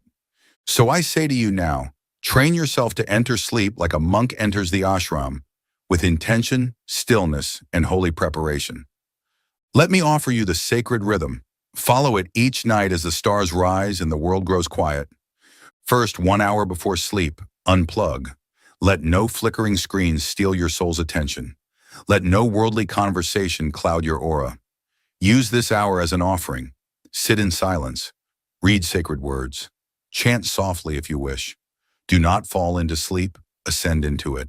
Then cleanse the body, but more importantly, cleanse the mind. As you wash your face or your hands, say inwardly, I wash away the impressions of the day. I return to the one who sent me. Next, sit upright for just 3 minutes. Yes, only 3. Straighten your spine. Rest your hands in your lap. Lift your gaze gently to the point between the eyebrows. This is your inner altar, the seat of divine memory. Here, the third eye begins to pulse with awareness. Breathe slowly. Inhale, as if you are receiving light. Exhale, as if you are releasing the body. Now speak with inward sincerity. Tonight, I surrender the lesser self. I return to the blueprint God revealed to me. Let me not forget the soul's promise. Let me walk and dream the life I came to live. Even these words offered with sincerity begin to shift your vibration. And what you vibrate, you visit. Finally, as you lay the body down, place your hands gently over the heart. Feel the soul's quiet pulse beneath your ribs. Feel the breath slowing, like a wave returning to the ocean. Say one more prayer, not for protection, but for remembrance. Spirit, keep my soul awake while the world sleeps. Guide me back to the life I glimpsed in light. This is not ritual for ritual's sake. This is inner obedience, the humble, radiant alignment of your physical being with your spiritual longing. Many ask me, why do my dreams fade by morning? The answer is simple, because the channel was not made strong, because sleep was entered without reverence. But when you build the temple, night after night, your soul begins to remember. And what it remembers, it will magnetize into form. So do not stumble into sleep like the weary. Walk into it like the awakened. Each night is a stair. Each dream is a signal. And each preparation is an act of devotion that lifts the veil. Breathe once more. Let your spine lengthen. Let your gaze lift. Say, I no longer fall asleep. I rise into the soul. I prepare the temple before the vision. Each night is not the end, but the invitation. You are not trying to manifest from the mind. You are aligning with what the soul has already seen. Now, beloved one, we come to the sacred core. You have heard the summons. You have remembered that dreams are not fantasy, but visitation. You have prepared the temple of your body for sleep, not with indifference, but with reverent stillness. And now, in this holy space between the waking world and the astral light, I will give you the words. Not just any words, but an affirmation that is alive with soul vibration. One that opens the gateway between what you have seen and what you are becoming. Let us begin by understanding why this moment is so potent. In the twilight of consciousness, when the breath slows and the senses withdraw, you stand at the threshold of dimensions. The material world recedes. The ego loosens its grip, and in that sacred opening, the subconscious begins to take instruction. Most people feed it fear, regret, worry, desire. But the wise one, the soul-intoxicated seeker, offers something greater, a decree, spoken not from mind, but from eternal identity. Words have power when they are rooted in vibration, and vibration, when aligned with divine law, rewires karma. What you say just before sleep becomes the echo your soul carries through the night. It becomes the compass by which your inner being navigates the astral realms. It becomes the thread that connects your dreams to your destiny. So now sit upright. Let your breath soften. Let the mind fall like petals into stillness. Feel your heart, not as emotion, but as energy, and prepare to receive the sacred invocation. Say aloud, slowly, reverently, I am not this body. I am the soul dreaming its way home. Let the words ring like a bell through your chest. Let them loosen the illusion that your life is confined to skin and circumstance. You are not the role you play. You are not the day you had. You are the dreamer, far older, far purer, far more radiant than anything the mirror can reflect. Now say, what I saw in sleep is already mine in spirit. Not will be, not might be, but already is. Your soul would not show you what does not exist. The life you glimpsed, the love, the joy, the strength, the clarity, was not a hallucination. It was a memory, a vibrational truth that already lives in the higher realms. Your only task is to descend into alignment, not ascend into striving. Now breathe deeply. Let the next affirmation settle like oil over water. Say, I align now with the truth my soul has shown me. This is the vow. Not I try, not I wish, but I align. Alignment is surrender. Alignment is obedience. Alignment is silent confidence that says, I do not chase. I prepare. Repeat these 3 lines aloud again, slowly. I am not this body. I am the soul dreaming its way home. What I saw in sleep is already mine in spirit. I align now with the truth my soul has shown me. Then close your eyes. Say them again silently. Feel them vibrating in the spine. Let the sacred words become breath. Let the breath become silence. And in that silence, your soul will know what to do. These are not affirmations of ego. They are not commands to the universe. They are keys fit to the lock of your karmic prison. Each repetition loosens the door. Each night becomes a new turning of the handle. I ask you now, do not rush this practice. Do not treat it like a formula. Let it be a devotional act. Speak the words as if your soul were hearing them for the first time. Speak them with longing. Speak them with surrender.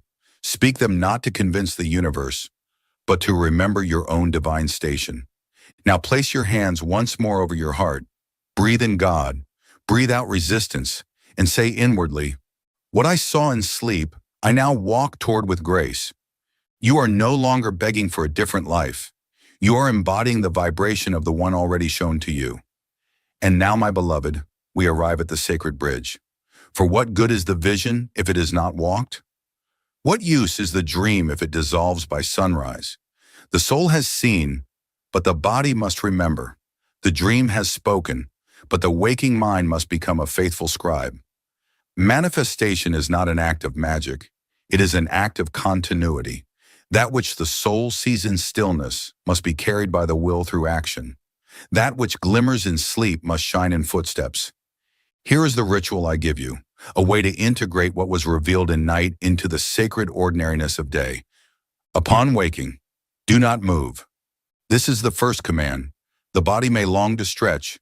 The phone may call with false urgency, but remain still. Do not shatter the fragile thread between dream and daylight. In that stillness, the veil is still thin. In that stillness, you can still hear the echo. Let your first breath be deep. Let your second breath be deeper. And then ask your soul, not your mind, what did I see? Who was I in that world? What am I being asked to remember? Now bring your hands together over your chest. This is not ritual. It is remembrance posture. The soul awakens through form and say, what I saw in spirit, I walk in flesh. Then, and only then, rise. Before you speak to the world, write down what you saw, not with analysis, but with awe. Let your hand record the memory without commentary. This is not journaling. This is scripture. You are not writing what you think. You are transcribing what your soul has witnessed. Each morning, your journal becomes a holy book. And over time, a pattern will emerge. Not of fantasy, but of destiny. You will see the same themes, the same symbols, the same sacred invitation. Next, as you step into your day, remember this mantra. What would I do today if I believed my dream was real? Would you walk differently? Would you speak with more confidence? Would you forgive more easily? Would you pray with more depth? Now here is the secret. Do it anyway. Do it before it manifests. Because the moment you begin acting from the vibration of your dream, you are no longer chasing it. You are walking within it. Divine manifestation is not an arrival. It is a frequency you align with now. And that alignment must be repeated. That is why I give you the practice of micro-alignment. At least 3 times during the day, pause. Close your eyes for just 30 seconds. Inhale, exhale, and ask, am I walking as the one my soul showed me? If the answer is no, realign. You are never too far. You are never too late. You are always one breath away from return. Now, before sleep, return to the night prayer. Repeat the affirmation, I am not this body. I am the soul dreaming its way home. What I saw in sleep is already mine in spirit. I align now with the truth my soul has shown me. And so the cycle becomes complete. The dream is received. The dream is remembered. The dream is walked. The dream is returned to. And with each cycle, the distance between what you see and what you live begins to dissolve. My child, the astral blueprint is not meant to taunt you. It is a promise. But you must treat it with honor. You must build the bridge between vision and vibration. You must become the one who walks the dream in silence while the world still slumbers. This is your task, not to force, not to grasp, but to walk faithfully toward what your soul has already lived. Say this now. I do not try to manifest. I remember and realign. My waking life is a mirror of my soul's dream. Each breath is an act of walking toward that light. And now, dear one of eternal light, the circle nears its closing, but only here, in words. For in truth, this journey never ends. You will dream again. You will rise again. And again you will choose whether to forget or to remember. Again you will be offered the sacred threshold between soul and self. But tonight, you no longer stand upon that threshold in confusion. Tonight you stand as one who has been shown the divine mirror and dares to look into it without trembling.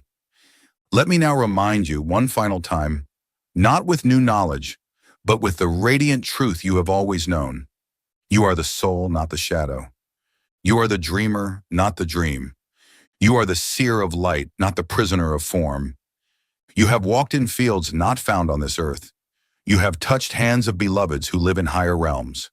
You have stood before the altar of your destiny, and in sleep you remembered. This is not your imagination. This is not your ego trying to escape. This is your soul attempting to return. And if you are listening now, if something in you trembles with that sacred ache, then it means you are ready. Ready not merely to see, but to walk. Ready not to ask, is this possible? But to declare, it already is. Let us affirm together with holy fire, not from the lips alone, but from the depth of the spine, from the sanctuary of the heart. I believe what my soul has shown me. I live now from what I remember, not from what I fear. Each night I ascend, each morning I return. Each day I become the dream made visible. This is no longer a philosophy. It is a rhythm, a practice, a covenant between your eternal self and your waking self. So I say unto you now, speak the final decree before sleep tonight, not as hope, but as holy remembrance. I walk as the one my soul showed me. I sleep as a seer. I wake as a channel. I live as a witness to divine memory. And if ever you forget, if ever you doubt, return to this sacred rhythm. Prepare the temple before sleep. Speak the sacred invocation. Receive the dream not with greed, but with gratitude. Awaken with reverence. Walk through your day with alignment. Return again in silence and begin anew. This, my beloved, is not the path of the world. This is the path of the awakened dreamer. You are not here to sleep through life. You are here to live in remembrance. Let us end together with the breath of alignment. Close your eyes. Let the breath lengthen. Inhale through the nose. Deep, slow. Exhale through the mouth. Gentle, surrendered. Inhale. I am the soul. Exhale. I remember. Inhale. I align. Exhale. I become. Now place your hand over your heart, and as a final act of devotion, speak this comment below as a public vow. I remember what I saw. Let your words ripple across the ethers. Let another seeker read them and awaken. Let your vow become the spark that ignites their remembering. The life you saw in dreams, it was never far. It was never false. It has been waiting for you to align, for you to listen, for you to walk it into form. Tonight may your sleep be sacred. Tonight may your soul rise as light. Tonight may you speak not to the darkness, but to the divine within it. Sleep well, dreamer. The life you saw is already yours. Before you lay your head upon the pillow tonight, before your eyes surrender to the darkness of sleep, I ask you to remember this truth. The body may sleep, but the soul does not. What you call nightfall is not the end of awareness. It is a doorway. Sleep is not a void. It is a sacred corridor. The soul leaves the physical realm behind and journeys into the luminous realms of light, thought, memory, and karma. But what if you entered those realms, not by accident, not unconscious, not chaotic, but deliberately, as a pilgrim walking into the temple of divine revelation? You see, beloved, most souls fall into sleep as if collapsing into forgetfulness. The last thoughts they entertain are of fear, of desire, of restlessness, and thus their dreams become fragmented mirrors, pieces of memory, shadows of old emotion, tangled threads of subconscious debris. But it was never meant to be so. The rishis of old and the masters who live in divine awareness knew that the dream state is one of the most sacred thresholds. For in the silence of sleep, when the mind's noise dissolves, God whispers. Yes, the infinite whispers not only in your waking hours, but in your dreams. And yet, why do so many hear nothing? Why does the dream world feel so random, so unreachable, so heavy with confusion? The answer is simple and sacred. Because we never invited God to walk with us there. We fall asleep like beggars instead of priests. We close our eyes with the residue of the day's thoughts still swirling in the sacred cave of the mind. We forget that the soul, even in sleep, chooses its direction, and direction is determined by intention. Let me offer you this image. Imagine your dream as a scroll, written by divine hands, rolled tightly, and placed beneath your pillow by the angels. But you never open it, because you never asked to receive it.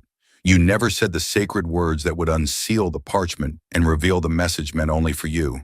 So the scroll remains untouched, the dream remains unlit, and you wake feeling empty, wondering why heaven is silent. But I tell you now, heaven has never been silent. It is we who have forgotten how to listen. And tonight, that forgetting shall end. For you are not meant to fall into sleep as the world does. You are meant to ascend into sleep, with reverence, with preparation, with spiritual command. You are meant to step across the veil not as one who wanders, but as one who walks hand in hand with the divine. Tonight I will give you a phrase, a sacred invocation that you must whisper before you sleep. Not for superstition, not for wishful comfort, but because the soul, when properly directed, will seek out the lighted halls of wisdom. And in those halls, if invited, God shall speak, not always in words, but in light, in image, in feeling, in subtle revelation.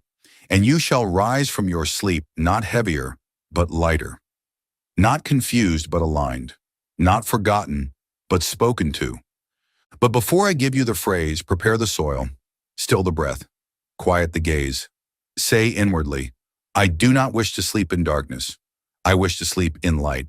My dreams are not distractions. My dreams are the altars where God may speak. Let us walk together into the deeper realms and let your nights never be the same. Why does God speak through dreams, you may wonder? Why not through the roar of thunder or the blinding light of day? Why choose the subtle whispers of sleep, the fragile theater of shadows and symbols? The answer, dear one, lies in the soul's design. For when the conscious mind sleeps, the subconscious opens. The ego, so loud, so busy, so self-important, finally rests. And when the ego rests, the divine voice can rise, not with noise, but with clarity, not to impress you, but to awaken you. This is the sacred law. God speaks not in the chaos of thought, but in the stillness between them. In waking life, most souls are too busy projecting, reacting, pursuing. They pray while planning. They meditate while worrying. But in sleep, the walls crumble. The persona fades. The soul, no longer tangled in its worldly costume, begins to wander. And in that wandering, it can stumble into the subtle realms, where angels sing in silence, where saints guide without form, where the divine paints in light instead of logic. Dreams, then, are not foolishness. They are not distractions. They are messages, not always clear, but always precise. You may not always understand them, but if you prepare, you will always receive them. The soul receives in the way it has been trained to listen. And so many miss the sacred because they have not prepared their inner altar before sleep. Let me speak to you now of the tradition that preceded science, of the saints and sages who used sleep as a doorway to God. In every religion, dreams are sacred. In the Bhagavad Gita, Krishna appears in vision. In the Bible, Joseph is warned through dreams. In my own life, I have been guided through sleep into the presence of my gurus. Their voices were more vivid than waking thought. Their guidance more piercing than logic. Not fantasy, vibration, not delusion, divine instruction. But understand this well. God does not always use words. He speaks through frequency, through symbolic language known only to the soul, a color, a movement, a presence, a shift in feeling so profound that it marks your spirit for days. You may not be able to explain it, but you will never doubt it. This is how the infinite speaks when the finite becomes still. Let me offer you an image. Imagine a pond rippling in daylight, distracted, disturbed, confused. But at night the wind's calm, the surface stills, and suddenly the stars above can reflect perfectly. That is what sleep can be, a mirror of the heavens. But only if you still the waters. Only if you ask the divine to draw near. This is the law of spiritual action. Where invitation is sincere, revelation will come. Where silence is offered, guidance will be received. God waits not for eloquence, but for openness. Not for sleep, but for surrender. So say now within your heart, Lord, I no longer wish to dream alone. Walk with me in the garden of the unseen. Whisper truth to my soul when the mind has gone to rest. And rest, my beloved, shall become revelation. Now, beloved, let us speak plainly. If the soul is capable of receiving divine guidance in dreams, if the subtle realms await your arrival each night, then why does it seem that most nights pass in chaos or nothingness? Why do so many awaken from sleep without peace, without insight, without the golden thread of God's whisper woven into the fabric of their dreams? The reason is not absence of grace, it is absence of preparation. The soul longs to hear, but the vessel is not made ready. The dream becomes distorted, not because God failed to speak, but because the receiver did not know how to listen. Let me show you first what blocks this reception. Begin with the restless body, the bed that becomes a battlefield of scattered energy. You cannot invite God into your dream temple if you bring the battlefield of your day into the sanctum of your night. If the body lies in anxiety, twisted intention, if your final act before sleep is scrolling through the illusions of the world, then you do not enter the dream world. You crash into it. You fall into sleep as one fleeing, not one arriving, and a soul that flees cannot receive. A soul that arrives in reverence can. You must treat your body as an altar. The way you lie down, the thoughts you carry, the last breath you take before surrender, all of it sets the direction of your astral journey. The posture of sleep is not merely physical, it is energetic. If the last vibration your aura carries is fear, anger, distraction, then the subconscious mind will feed on that. It does not judge. It simply obeys.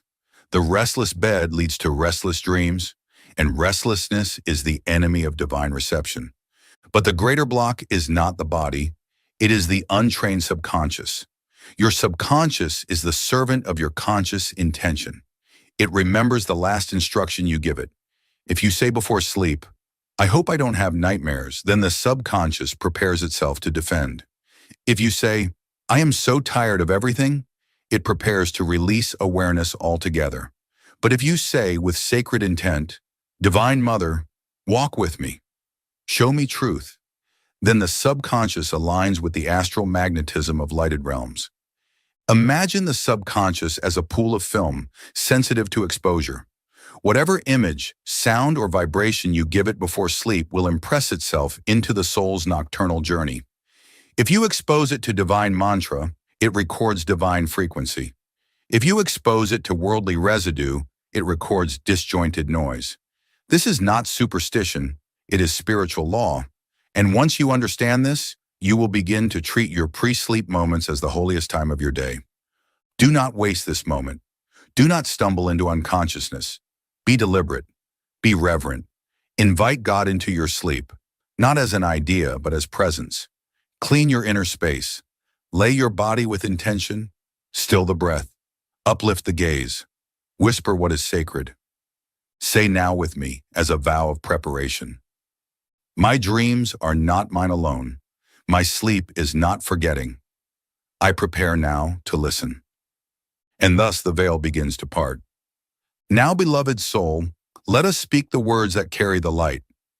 Let us finally uncover the sacred phrase that has waited silently at the edge of your breath, ready to escort your soul through the gates of sleep into the temple of divine revelation.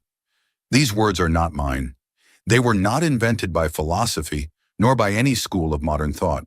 They are echoes from the soul's ancient memory, spoken inwardly by saints, whispered silently by seekers, carried like a flame through the unseen corridors of the astral worlds. Say them now, inwardly and with devotion. Divine Mother, walk with me in my sleep. Show me the truth through thy light. Let each word be a doorway. Let each syllable be a lamp lit in the darkness. Divine Mother, O tender voice of the infinite, closer than breath, more intimate than thought. Not the distant judge, not the abstract force, but the loving, watching, ever-approaching presence that waits beside your bed each night. When you say Divine Mother, you are not summoning something foreign. You are addressing the eternal companion already within. You are asking love to take form, to walk with you, not as theory, but as felt reality.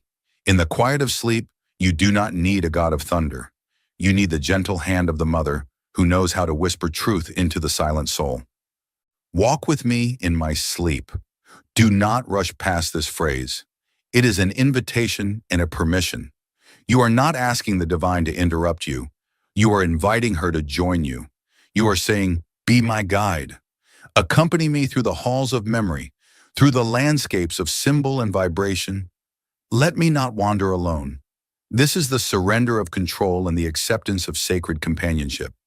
Show me the truth. This is not a plea for answers as the world gives them. This is a vow to awaken. You are not asking for dreams to entertain or soothe your ego. You are asking for revelation.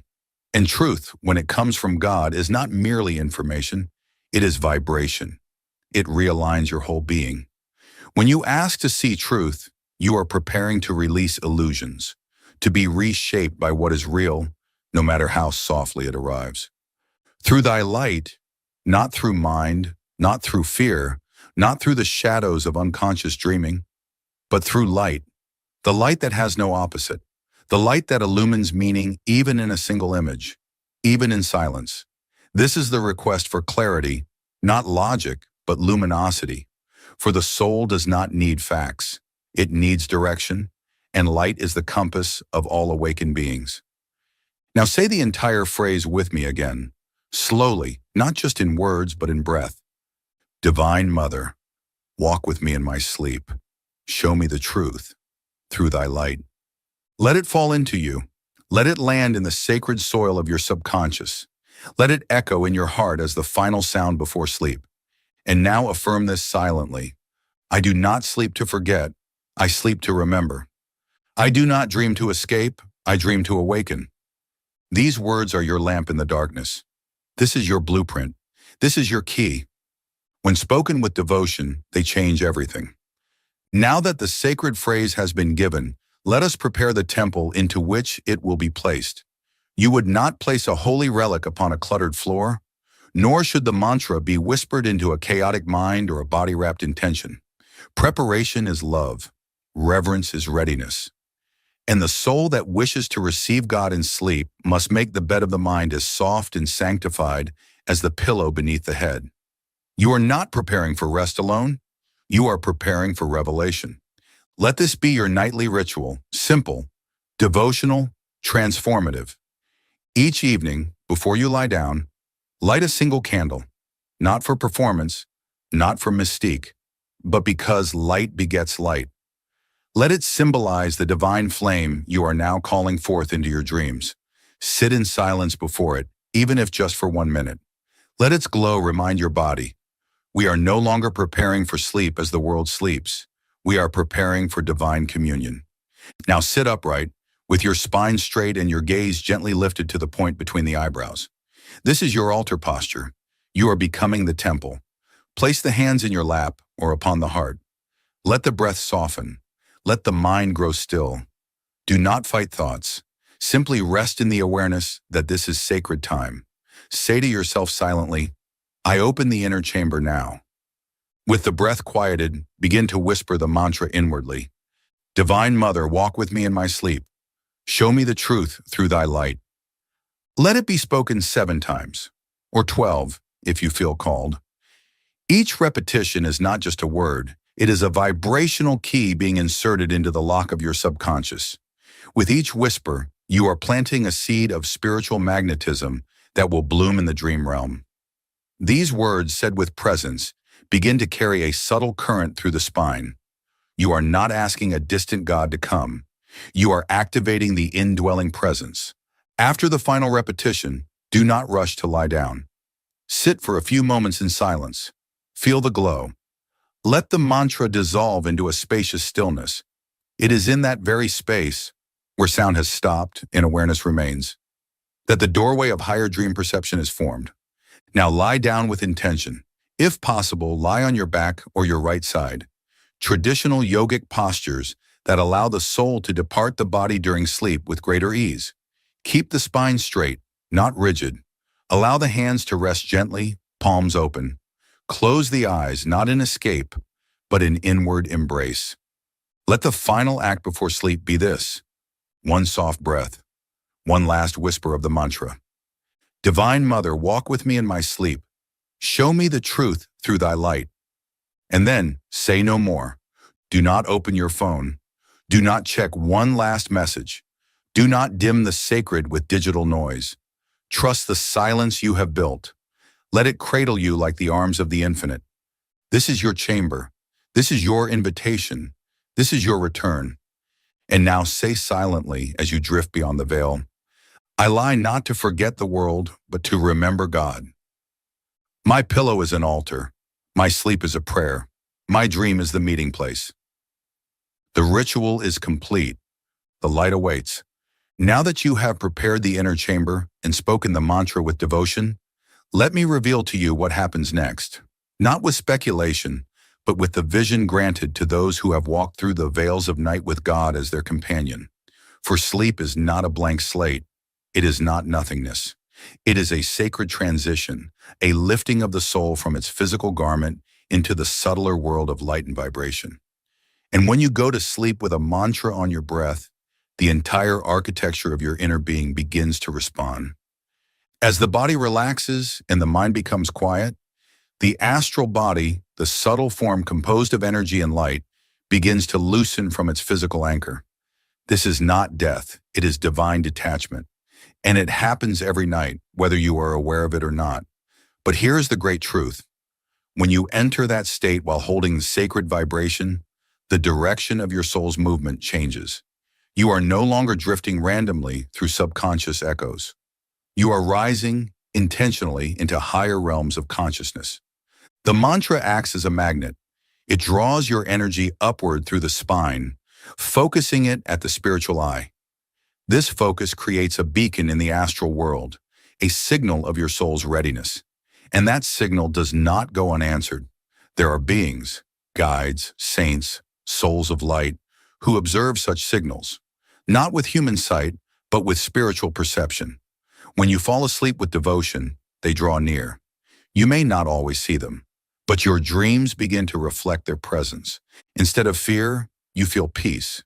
Instead of confusion, you sense a radiant order. Even if symbols arise, they carry a vibration of meaning, not chaos. You are no longer wandering. You are being walked with.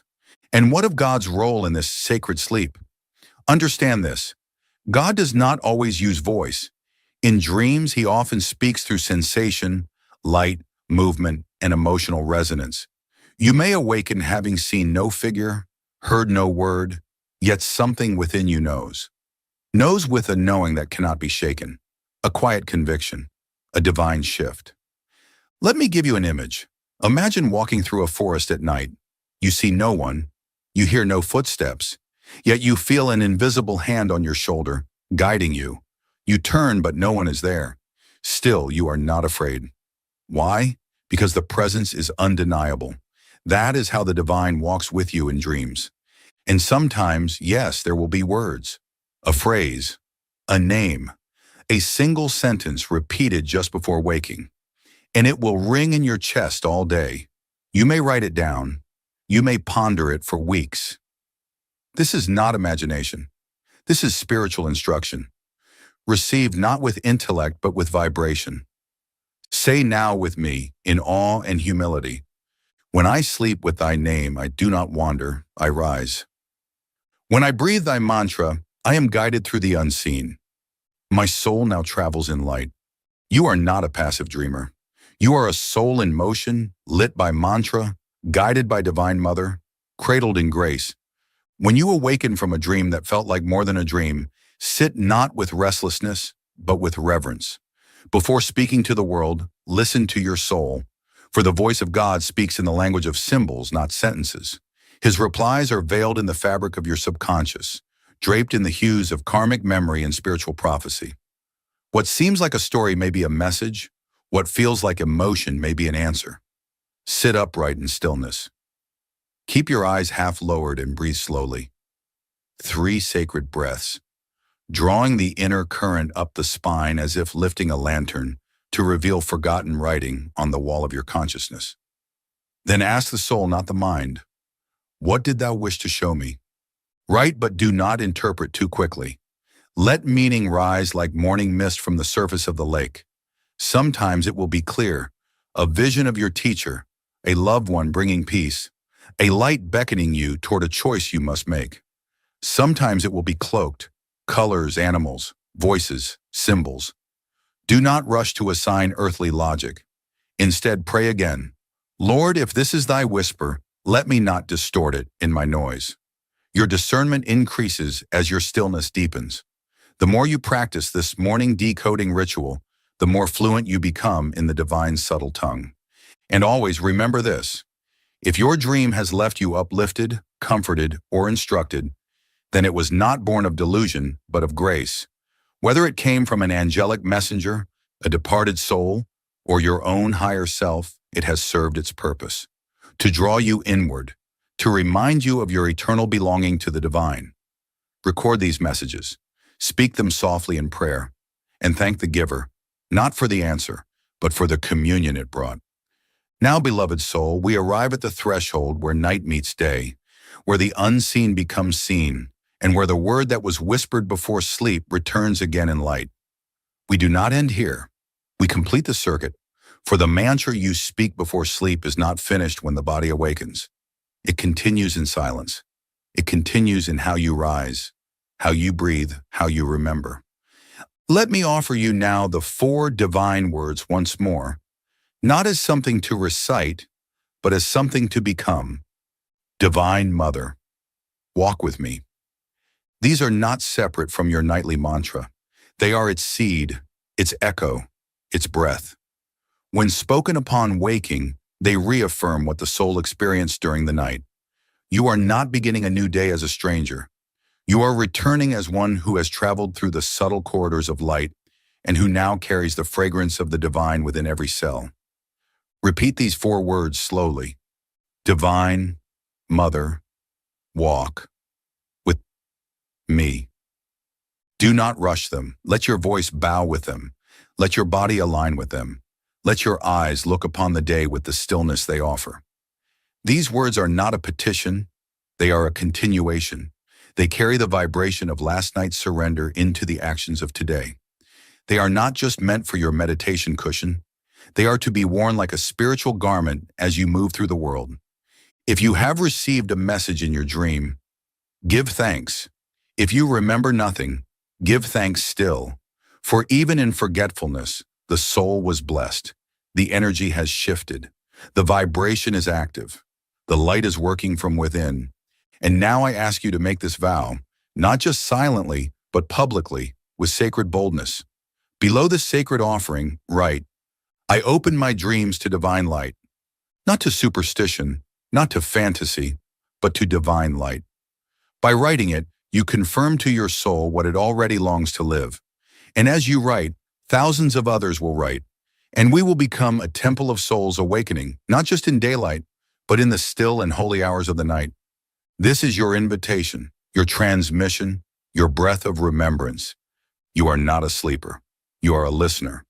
You are not lost in dreams. You are led. You are not waiting for God to speak. He already has.